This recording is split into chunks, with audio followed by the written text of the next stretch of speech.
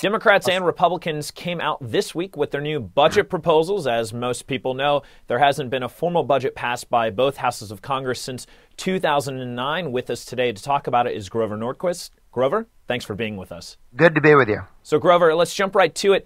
Paul Ryan, very well known for all of his budget proposals, came out with an enormous number of cuts. But do you think it's enough? Well, it's a pretty good start. Obviously, it tremendously reduces the growth of government spending. It brings the budget into balance in 10 years, drops about $6 trillion in Obama's anticipated spending over the decade. And because it reforms entitlements, it actually pays down the debt in out years. You did mention earlier that the two houses together hadn't passed a budget for 4 years. In point of fact, the Republicans twice passed a budget in the House last year. It's the Democratic Senate that hasn't passed a budget at all, never mind with the House, for 1,416 days. And returning back to Senate Democrats, I'm assuming you probably didn't love their budget. Did you have any concerns that popped out more than others? Well, it's more of the same. It's at least $1 trillion in tax increases, although it's in previous Democrat budgets and the president's previous recent budgets, they call certain tax increases spending cuts. So some people looking at that budget say it's about $1.5 trillion, 1.5 trillion tax increases. The Democrats admit to $1 trillion in tax increases. The answer is it's more than $1 trillion. And on spending, they actually increased. They have another stimulus spending program, only $100 billion this time. During the budget debate in 2011, they wanted a $1.6 trillion tax increase with another $400 billion in stimulus. So now they only want, according to them, $100 billion in stimulus. So maybe they're getting reasonable. Okay, is there anything you liked from their budget? The fact that they actually wrote one down. Now, they still haven't fleshed out the tax part of it completely, but having a budget, beginning to level with the American people about where their head is on where they want to go, and whether they have a long-term plan. This budget tells you if Democrats have any long-term plans that will save the entitlements from collapsing. Right now, the answer is no, but they'll have to flesh out their budget a little bit more.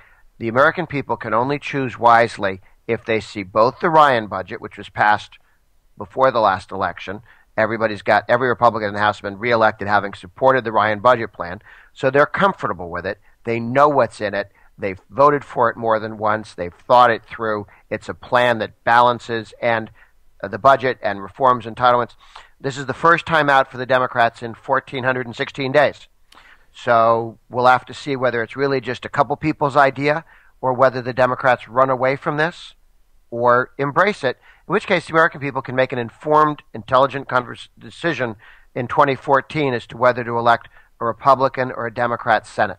So, Grover, there's a number of Democrats who have not supported the Ryan budgets because they're fearful that it has too many cuts. Mm-hmm. And a lot of critics argue that too many spending cuts will actually bring about deficit problems, which the cuts that Paul Ryan and many other Republicans have continued to propose say that it will get rid of those deficit problems. How do you respond to the critics who have said, well, actually, if we cut too much, we're giving ourselves more deficit issues? There is a theory called Keynesianism, and Obama and his team subscribe to it. And that is that if you take a dollar out of the economy through borrowing or take it in taxes, and then the government spends it, there are now $2 added to GDP. So $1 taken out of the economy and put back in a check to Solyndra or the state of California or whoever, now they're $2. If you take a bucket of water out of one side of a lake and you walk around the other side of the lake and pour it back in, you are stimulating the lake to great depths. I consider this to be crazy and lunacy and nonsense. President Obama and the modern Democratic Party consider it to be their economic plan. So Paul Ryan's plan is calling for these cuts to go in by 2020. Would you be okay with it? With moving back these cuts? Kind of reining the deficit in, hitting kind of a balanced budget by 2020. Would you be willing to move that date back a little bit, though? Look, I'm in favor of moving in that general direction. Here's the challenge. The president likes the level of spending we have. He wants to spend more, not less. He likes the entitlement structures. He wants to raise taxes to pay for them. He doesn't want to reform them. So as long as Obama's president, discussions of what you do to reform entitlements are important. The American people deserve to hear them, but they're academic. It's not going to happen until we get a different Senate and a different president. But you would be okay with an approach that would bring about somewhat of a balanced budget later than 2020, not exactly at 2020.